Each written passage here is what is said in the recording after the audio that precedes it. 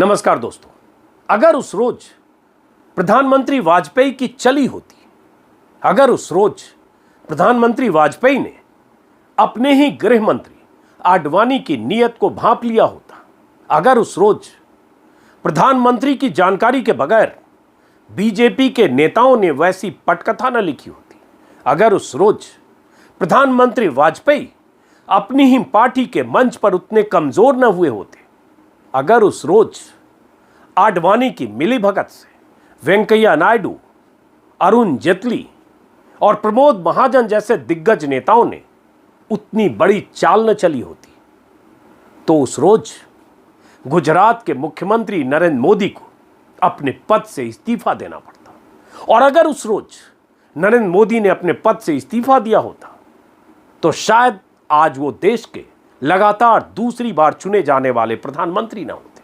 क्या हुआ था उस रोज, कहां का वाकया है, क्यों वाजपेयी कुछ और चाहते थे, हुआ कुछ और। वही वो दिन था जब वाजपेयी और आडवाणी के बीच एक ऐसी गहरी लकीर खिंची जो सालों साल चौड़ी होती रही। पूरा वाकया बताने से पहले आपको बताऊं, क्या से एक सिलसिला शुरू कर रहा हूं दोस्तों, सियासी किस्सों का, राजनेताओं से जुड़े किस्से, राजनीतिक दलों से जुड़े किस्से, दलों के बीच के गठबंधन से जुड़े किस्से, सियासी दोस्तियां और सियासी दुश्मनियों के किस्से। तो आज का किस्सा नरेंद्र मोदी के नाम। 2002 में हुए गुजरात दंगों के बाद प्रधानमंत्री वाजपेयी का यह चाहना कि नरेंद्र मोदी अपने पद से इस्तीफा दें और प्रधानमंत्री वाजपेयी की इस चाहत और मोदी के बीच आडवाणी का चट्टान की तरह खड़े हो जाना, पूरी की पूरी बीजेपी का नरेंद्र मोदी के साथ खड़े हो जाना और वाजपेयी का अकेला पड़ जाना, वाजपेयी का दिल्ली से गोवा जाना और रास्ते में विमान में वाजपेयी और आडवाणी की संवादहीनता, फिर वाजपेयी और आडवाणी में नरेंद्र मोदी को हटाने को लेकर एक तरह से सहमति, और फिर गोवा जाकर पूरी पटकथा का बदल जाना। यह अपने आप में कहानी इतनी दिलचस्प है और इतनी सनसनीखेज कि आप सुनेंगे तो आपको लगेगा कि राजनीति में जो रिश्ते ऊपर से कुछ और दिखते हैं, भीतर से कुछ और होते हैं, और किस तरह से सियासी दांवपेच कई बार राजनीति की दिशा बदल देती है और किसी शख्सियत की जिंदगी बदल देती है, उसकी राजनीतिक कद और उसकी ऊंचाई तय करती है। तो मेरे पास कुछ किताबें दोस्तों, इन्हीं किताबों से मैं एक किस्से कहानी आपको सुनाऊंगा आज का। हालांकि ये मैंने बहुत पढ़ा हुआ है अपने समय में, 2002-3 में, उस दौर में, लेकिन अभी नई किताब आई है, विनय सेनापति की किताब है जुगलबंदी, पहले अंग्रेजी में आई, दूसरी किताब इन्हीं की किताब का ये हिंदी अनुवाद भी आया है, जुगलबंदी के नाम से, भाजपा युग मोदी के पहले। इन किताबों में, दोनों किताबों में, इस किताब में वाजपेयी आडवाणी के मतभेद, जहाज में जो कुछ हुआ गोवा जाते वक्त, उसके पहले वाजपेयी और आडवाणी के बीच संवादहीनता, इसके अलावा वाजपेयी किस हद तक क्या कोशिश करते रहे और किस ढंग से मोदी को बचाने की कोशिश हुई, दिलचस्प चैप्टर इसमें लिखा गया है। एक किताब लाल कृष्ण आडवाणी ने लिखा है जो उनकी आत्मकथा है, मेरा देश मेरा जीवन, जो अंग्रेजी में है माई कंट्री माई लाइफ, उसी का हिंदी अनुवाद है। और एक किताब वाजपेयी की जीवनी है, द अनटोल्ड वाजपेयी, उल्लेख एनपी की। ये किताब मैंने कई साल पहले ली थी, शायद 3-4 साल पहले, और आडवाणी की किताब तो शायद 8-10 साल पहले मैंने खरीदी और पढ़ी थी। इन तीनों किताबों से ही एक कहानी मैं आपको सुनाने जा रहा हूँ। वैसे मोटे तौर पर ये वो कहानी है जो छिटपुट लोग जानते होंगे, लेकिन इतनी विस्तार से शायद आप ना जानते हो। तो क्या कहानी है? गुजरात में जब दंगे हुए फरवरी में 2002 में, देश और दुनिया में नरेंद्र मोदी सरकार पर कई सवाल उठे। मोदी की भूमिका एक मुख्यमंत्री के तौर पर, मोदी सरकार की पुलिस की भूमिका, पुलिस की नाकामी, पुलिस की लापरवाही, और तो और आरोप ये कि बीजेपी के, बजरंग दल के, वीएचपी के और ऐसे बहुत सारे कट्टर हिंदुत्ववादी लोग या ताकतें उन दंगों में शामिल थी, और उन दंगाइयों को सरकार की तरफ से संरक्षण था, प्रश्रय था या छूट थी। इसको लेकर बहुत कुछ उस दौर में भी लिखा गया और कई रिपोर्ट, जांच रिपोर्ट, बहुत कुछ हुआ, उसके विस्तार में गए बगैर दंगों के बाद वाजपेयी पर लगातार हमले हो रहे थे। संसद से लेकर देश दुनिया के अखबारों में संपादकीय लिखे जा रहे थे। वाजपेयी थोड़े विचलित थे, बेचैन भी थे, उन्हें अपनी छवि की चिंता थी। दूसरी तरफ आडवाणी और पार्टी के बाकी नेता थे जो मोदी के साथ थे। तो उसी बीच दोस्तों हुआ ये कि वाकया है कि वाजपेयी 4 अप्रैल 2002 को वाजपेयी गुजरात गए। जब हर तरफ से उन पर दबाव हो रहा था कि आप जाकर देखिए गुजरात में क्या स्थिति है, दंगाई जिस ढंग से खुली छूट के साथ दंगाइयों ने वहाँ उत्पात मचाया, उसका खामियाजा सैकड़ों लोगों ने भुगता। शरणार्थी शिविरों में लोग कैसे रह रहे हैं, आपको जाना और देखना चाहिए। तो वाजपेयी 4 अप्रैल 2002 को अहमदाबाद जब गए, नरेंद्र मोदी ने मुख्यमंत्री के तौर पर उनका स्वागत किया और उसके बाद वाजपेयी पहले गोधरा स्टेशन गए। उन्होंने उस बोगी का मुआयना किया जिस बोगी को जला दिया गया था और जिस बोगी में कार सेवकों की मौत हुई थी और जो कहा गया कि एक सुनियोजित साजिश के तहत कार सेवकों को मारा गया। और उसके बाद वाजपेयी वापस आए और उस ट्रेन में आग लगने और लगाए जाने के अगले ही दिन गुजरात में दंगे हुए थे। वाजपेयी वहाँ से आए वापस गोधरा से और उसके बाद शाह आलम शरणार्थी शिविर में गए। उस शिविर में 9 या 10 हज़ार के आसपास मुस्लिम शरणार्थी रह रहे थे उस वक्त। उनके परिजन, परिवार के लोग दंगे में मारे गए थे। वाजपेयी जब उस शिविर में लोगों से मिल रहे थे, इस किताब में जिक्र है, विनय सेनापति की किताब में जिक्र है, और तब आगे कहानी सुनाऊंगा कि वाजपेयी के साथ गच्चा कैसे हुआ, जो सबसे दिलचस्प पहलू है। लेकिन थोड़ा बैकग्राउंड, तो वाजपेयी वहाँ शरणार्थियों से मिलते वक्त क्या हुआ कि एक मुस्लिम महिला ने वाजपेयी को बताया कि दंगाइयों ने कैसे उसके भाई को बिस्तर पर मारा, फिर तेजाब से नहला दिया, उसके बाद जिंदा जला दिया। इसी तरह के कई लोग उनसे शिकायत कर रहे थे। उसी बीच ऐसा हुआ कि एक आदमी ने आके उनको ये भी कहा कि आपको इस मुख्यमंत्री को बदल देना चाहिए। उसी में किताब में ये भी जिक्र है कि वाजपेयी जब एक अनाथ बच्चे के सिर पर हाथ फेर रहे थे तो एक युवक ने उनके पीछे आदरपूर्वक खड़े मोदी की ओर इशारा करके चीखा, ये कातिल है। तो एक ऐसा माहौल बना जिससे वाजपेयी को लगा कि मोदी को लेकर, उनकी सरकार को लेकर भयंकर अविश्वास है और नाराजगी है और ऐसा लगता है कि इसके जिम्मेदार मोदी हैं।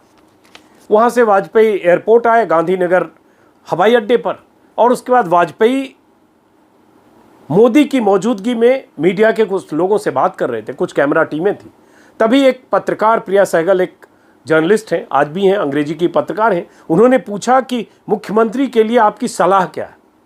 और तब जो चर्चित वाजपेयी का स्टेटमेंट है वो आज तक इतिहास में दर्ज है। वाजपेयी ने कहा, मेरे पास मुख्यमंत्री के लिए केवल एक संदेश है कि वे राजधर्म का पालन करें। और फिर उन्होंने कहा कि राजा को अपनी प्रजा के साथ भेदभाव नहीं करना चाहिए। एक तरह से सार्वजनिक रूप से नरेंद्र मोदी पर शक जाहिर करते हुए कहा कि यहाँ भेदभाव हो रहा है। उनकी मंशा, इशारा वही था। बगल में बैठे नरेंद्र मोदी थोड़े खींच में दिख रहे हैं, वीडियो आप गूगल पर देख सकते हैं, यूट्यूब पर मौजूद है।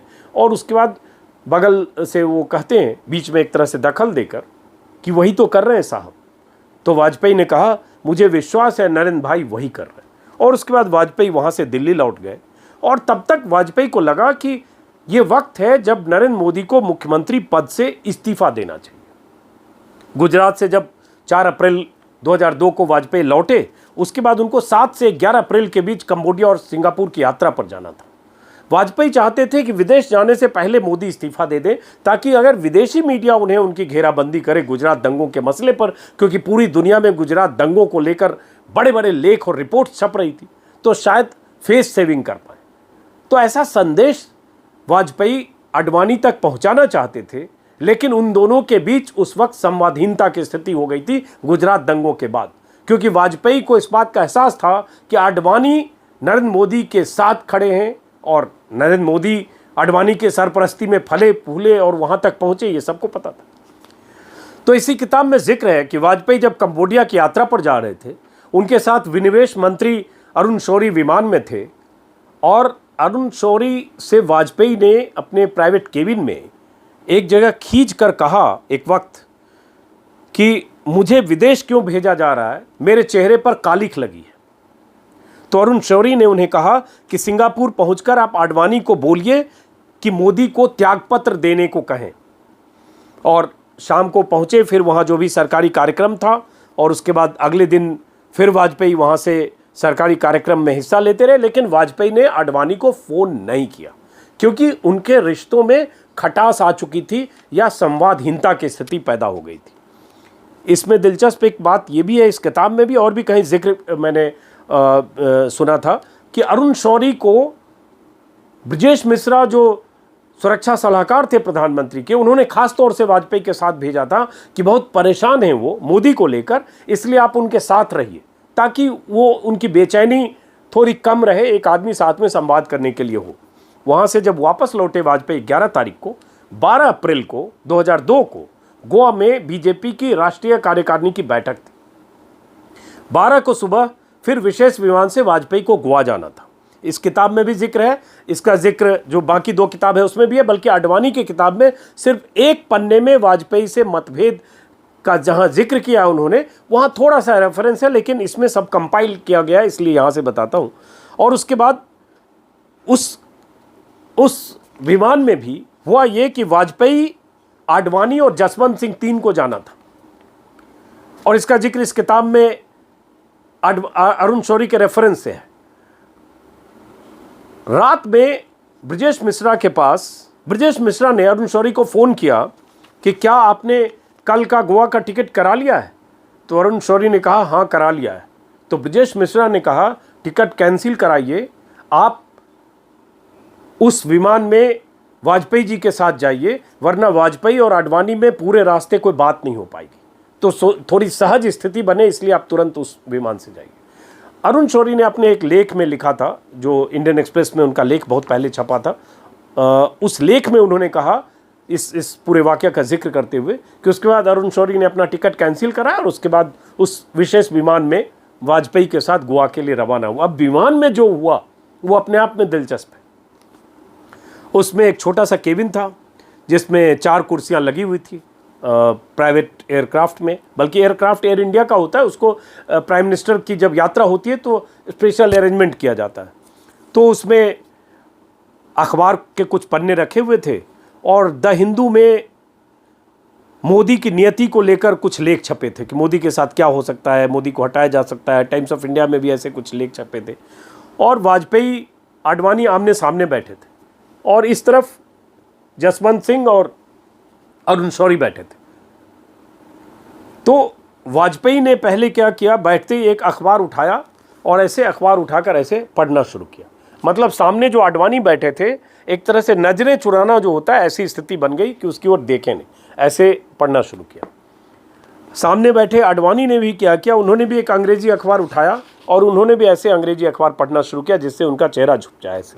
तो दोनों एक तरह से चेहरा छुपाकर आमने सामने बैठे हुए थे और अगल बगल में जसवंत सिंह, अरुण शौरी। अब उन दोनों की जिम्मेदारी जसवंत सिंह, अरुण शौरी की ये थी, दी गई थी। रंजन भट्टाचार्य ने भी कहा था, जो वाजपेयी के दत्तक पुत्री के पति थे, और ब्रजेश मिश्रा ने भी, कि कोशिश करिए कि उस विमान में आडवाणी और वाजपेयी में बात हो जाए, ताकि गोवा की राष्ट्रीय कार्यकारिणी में मोदी के इस्तीफे के लिए आडवाणी रजामंद हो जाए और वाजपेयी की बात मान ले और वहां पहुंचकर तयशुदा ढंग से मोदी का इस्तीफा हो जाए, मोदी इस्तीफे का ऑफर करें। लेकिन दोनों की स्थिति ऐसी थी। तब इसी किताब में जिक्र है, वैसे मैं ये अरुण शौरी पहले लिख चुके हैं। तो इसमें अरुण शौरी ने वाजपेयी के हाथ से अखबार लेकर कहा, आप अखबार तो नहीं कभी भी पढ़ सकते हैं, पिछले 3 दिनों से आप आडवाणी से बातचीत करना चाहते थे, अब तो कर लीजिए। ऐसे अखबार उठा लिया, वाजपेयी के हाथ से अखबार उठा लिया। अब खामोशी छा गई। आडवाणी ने अपनी बायोग्राफी में जो लिखा कि कम से कम इस्तीफे का ऑफर तो करते, ऐसा आडवाणी से बातचीत के दौरान या जब संवादहीनता टूटने पर वाजपेयी ने चुप्पी तोड़ते हुए सिर्फ इस कुछ शब्दों में इतना ही कहा कि कम से कम इस्तीफे का ऑफर तो करते, ये आडवाणी ने लिखा। उसके बाद खैर यहाँ ऐसा मान लिया गया कि जहाज में एक मोटे तौर पर एक सहमति बनी, लेकिन आडवाणी ने कहा कि इस्तीफे के से गुजरात में स्थिति नहीं सुधरेगी और वे निश्चित नहीं थे कि पार्टी इसे स्वीकार करेगी। ये कुछ भी हुआ, लेकिन खैर एक सहमति बनी कि चलिए ठीक है, उनको ऐसा तैयार किया जाएगा। अब खेल यहाँ से शुरू हुआ।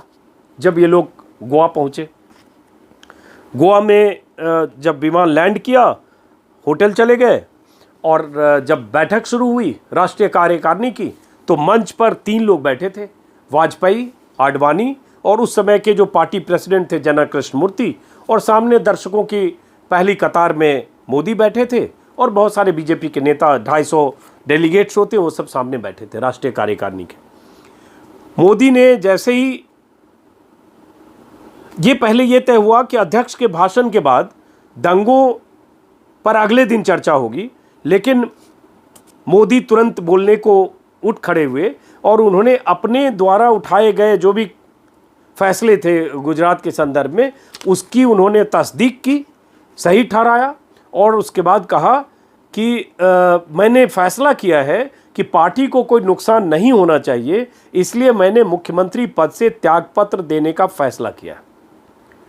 तो यहाँ तक ऐसा लग रहा था कि वाजपेयी ये चाहते हैं, ये रजामंदी हो गई, अब मोदी ने त्यागपत्र का ऑफर किया, त्यागपत्र स्वीकार हो जाएगा, बात खत्म हो जाएगी। लेकिन खेल यहीं से शुरू हुआ, और वो खेल जो आडवाणी ने, या आडवाणी की रजामंदी से प्रमोद महाजन, वेंकैया नायडू और अरुण जेटली ने जिस खेल की पटकथा लिखी थी, वो खेल ये था कि जैसे ही मोदी ने ये कहा कि मैं त्यागपत्र दे देता हूँ, वैसे ही शोर उठा चारों तरफ से कि नहीं, मोदी का इस्तीफा सवाल ही नहीं उठता, मोदी को नहीं जाना चाहिए, और मोदी मोदी मोदी के नारे लगने लगे।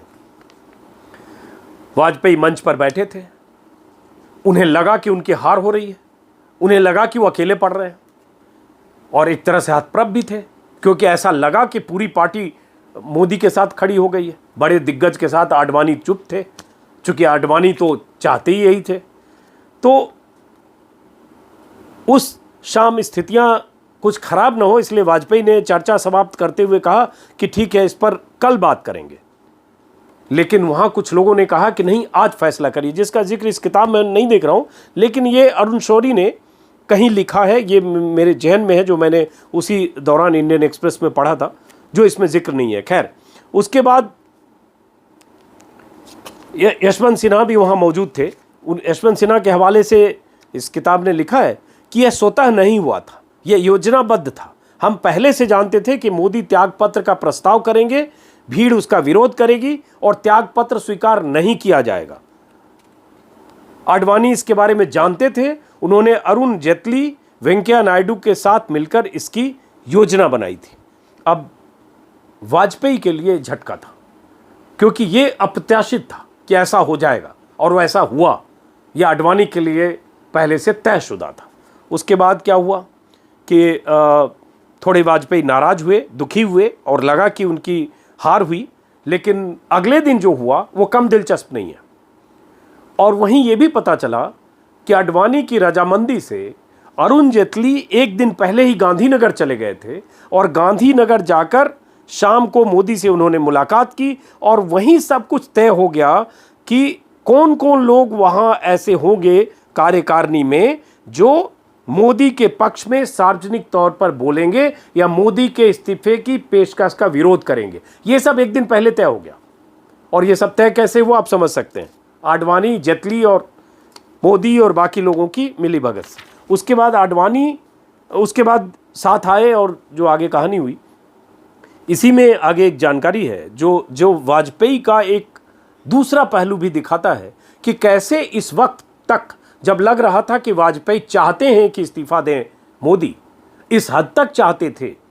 इसी किताब में जिक्र है, दूसरी किताबों में भी जिक्र है कि दंगों के बाद जब उनकी बहुत घेराबंदी हो रही थी, तो वाजपेयी, ऐसा भी मौका आया कि वाजपेयी इस्तीफा देने के लिए मन बना रहे थे, या ऐसा संकेत देते थे कि मैं ही छोड़ दूंगा। एक दिलचस्प इसमें विवरण लिखा हुआ है कि एक दिन ऐसा हुआ कि विदेश मंत्री जसवंत सिंह के पास संसद चलते वक्त एक फ़ोन आया प्रमोद महाजन का, और उन्होंने कहा तुरंत पहुंचिए, संभालिए संभालिए। जसवंत सिंह तुरंत वाजपेयी के पार्लियामेंट में जो उनका ऑफिस है वहाँ पहुँचे, तो वाजपेयी एक कागज़ पर त्यागपत्र लिखना शुरू कर चुके थे।